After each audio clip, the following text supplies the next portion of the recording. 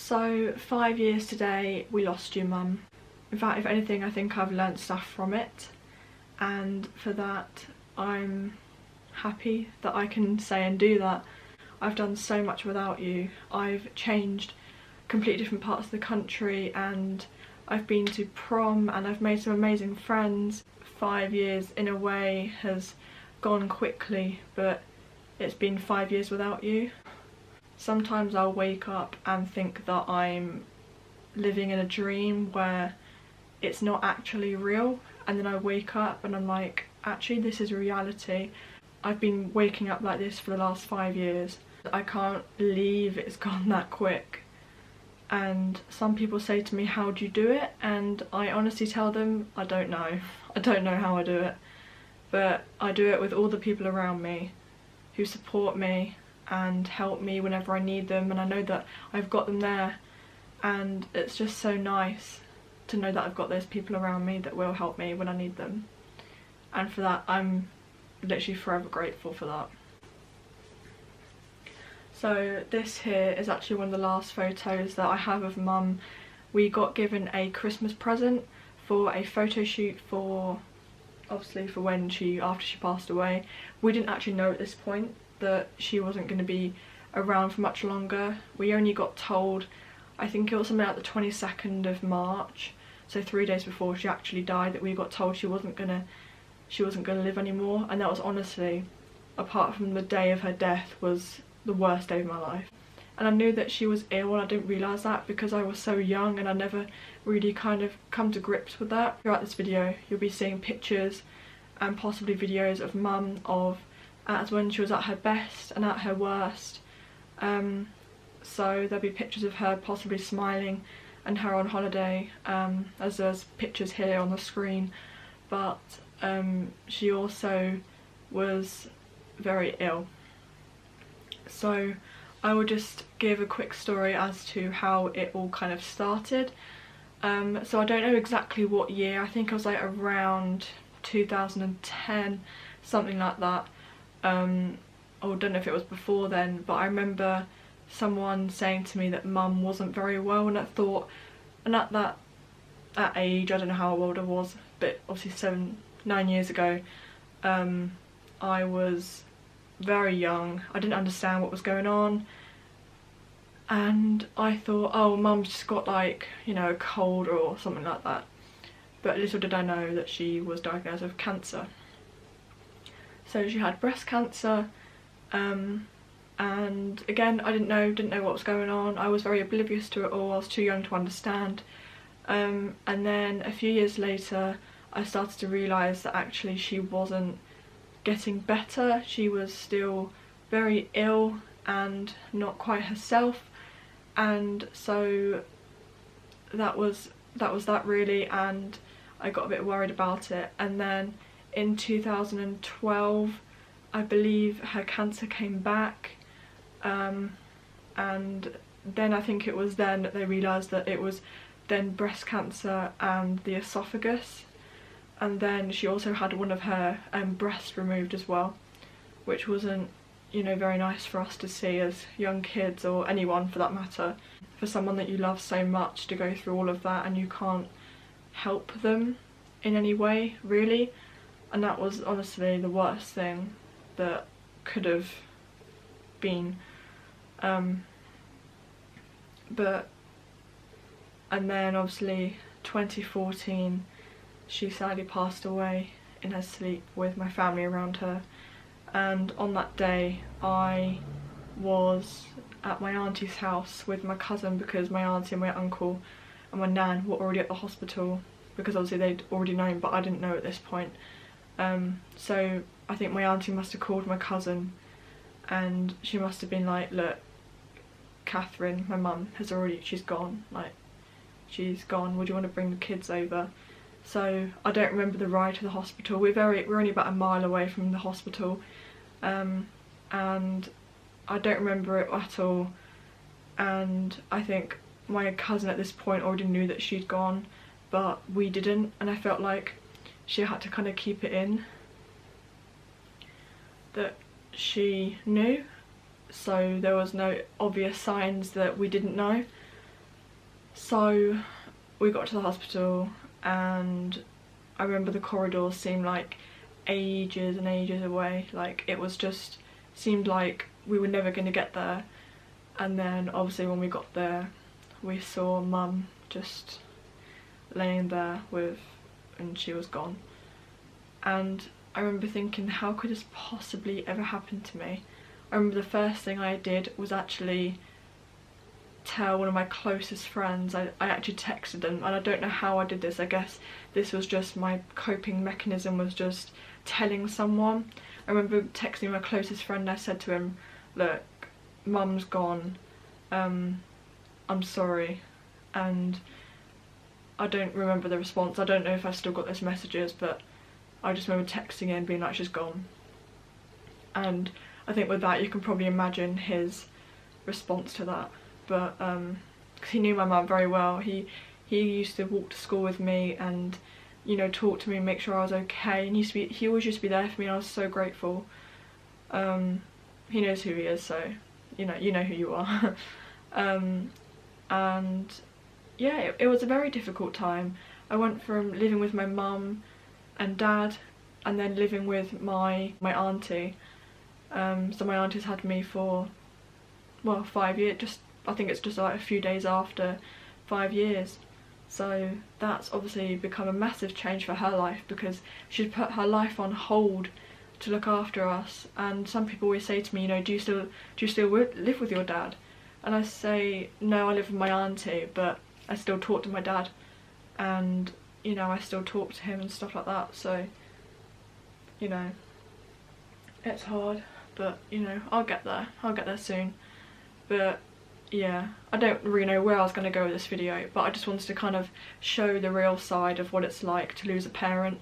And although people say to me, you know, I never see you upset or cry, I think it's because I don't want to let my guard down. I don't want to bring those barriers down where I think that, like, of course it affects me. I don't really know what words to use right now. I'm so like, but like, it's just like I'm underwater and there's no, like, it's like I'm in a cage underwater and there's no way of coming out.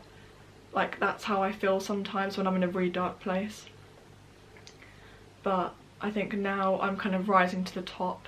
I'm near the top and I can see like the horizon on the water, so. But you know, I'll get there. And I'm 17, I'm a 17-year-old girl. I do think about the future. I do think about how she won't be in it anymore, and how she'll never meet my kids, or she'll never, you know, walk me down the aisle or see me walk down the aisle, and she won't, you know, I don't know, she won't see a lot of things that maybe most parents my age will see their daughters do, their daughters and sons do. But yeah, just thought I'd share this video. I don't really know what I'm going to call this yet, but you know, I also wanted to tell you how much I absolutely adored my mum. But you know, I like to remember Mum by the good bits and not how she was before she died, because I know that if she was up in Cheshire right now, if she was still alive, she'd be in Cheshire with us right now. There's no doubt about that. But you know, she was so funny. She was so, I know she had a belly laugh. She had a real proper like belly laugh, and that was so, like, I still remember that. There's certain bits that people tell me, I'm like, I don't remember that. But maybe that's because I was so young and so oblivious to it all, I don't know. Some days I'll have flashbacks to when me and my brother were on the trampoline and she used to watch us out the garden and used to shout like, kids, dinner, and stuff like that. And I remember on a Sunday we used to go on the trampoline and then go and have toasted sandwiches and stuff like that. And it's days like that where I really, really miss it. And I give anything to have those days back, absolutely anything. And just to spend one more day with her would make my life complete. Really, it would. I don't get upset if people ask me, because obviously that's how you know, you ask people questions. But I don't find it upsetting if someone says to me, you know, where's your mum? Like, I happily tell them, like, you know, she sadly passed away 5 years ago. And they're like, oh, I'm so sorry for like, you know, asking you the question. I was like, no, it's fine. But you know, obviously people at my new school in Cheshire, I told them, and some of you actually found out from my YouTube videos, and some of you decided to watch them, which is I'm really grateful for. And I'm so grateful that I was so accepted into doing this. Like, I can just share this with you, and I felt so happy that I can just do this. To feel like I have so much support is so nice. Mum was so funny. She was so loved by everybody. Like, at her funeral there was hundreds of people. It's a bit of an exaggeration, but there was so many people there that loved her so much. Even to this day, my nan tells me, you know, your mum, because obviously that was her daughter, your mum was loved by so many people. And I think it's so nice because my mum's two friends that I see regularly whenever I go down, they're such lovely people, and they've been friends with her since I think it was junior school. And they always come and see me and my brother, and they always tell us stories about you know, them three together at school, and tell her what she was like, because I never knew Mum before I was born. So obviously people that knew her best, so that's how I learnt stuff about her and how maybe I was like her when she was a kid. And apparently she's very much like me now. I'll insert a picture of her at school. Now you tell me now if me and her look alike, because we do. I think we look so alike at her age. Someone actually said to me, oh, is that you? Is that you at school? I said, no, it's my mum. They're like, really? I'm like, yeah. So he's actually just started, sun started coming out, which is nice. But yeah, so usually when I'm in Surrey, we go to Brighton for the day, and we just go and spend the day by the beach, and you know, just have a bit of fun, just remembering her for the person she was and not the person that, you know, before she died. Because that's what I think I want to think about less, as the person that when she died. And yeah, and then obviously now we've chosen to go out today. We're going to go to this Indian restaurant near us, and we've got two of my cousins and then me, my brother and my auntie going, which will be nice. And then when I go down to Surrey and see my nan, we'll probably do something as well, because her birthday was a few days ago, so I'll take her out for her birthday as well. But yeah, it must be really difficult for my nan. I know she's watching this, and I'm not gonna, you know, she's gonna be watching this, and I think she does such a good job of, you know, sorry, my camera ran out because it's telling me that I need to stop talking. But yeah, I think my nan does such a good job at staying so strong, and yeah. So that is my video for today. I hope you guys have enjoyed it and seen the real side of what it's like to lose a parent, more specifically, you know, Mum. Obviously everyone grieves in different ways. I tend to bottle it up, which is so bad. It's so bad of me. But I do try to talk about it. I've seen counsellors throughout my whole life, from when I was in year 6, so I must have been about 10 or 11, but ever since then I've seen a counsellor. I think I was actually thinking about it the other day, and I've seen about 6 different counsellors from the age of like 11. How that's sad, really. That's really sad. You know, people cope with it in different ways. Some people might go really depressed. Some people might be, you know, not necessarily get over it, but I think they still grieve, but they kind of just get on with their life, which I think is kind of like me, which sounds really harsh, but I think you know what I mean. And stuff like that. But you know, I've just got to live with the fact that she's not here anymore, and I've got to make my life what Mum would still be making hers if she was still alive. So, you know, I'm gonna keep her in here and her picture there for the next few days, I think. So yeah, thank you all so much for watching, and if any of you need some help, please reach out, because honestly it does feel so much better.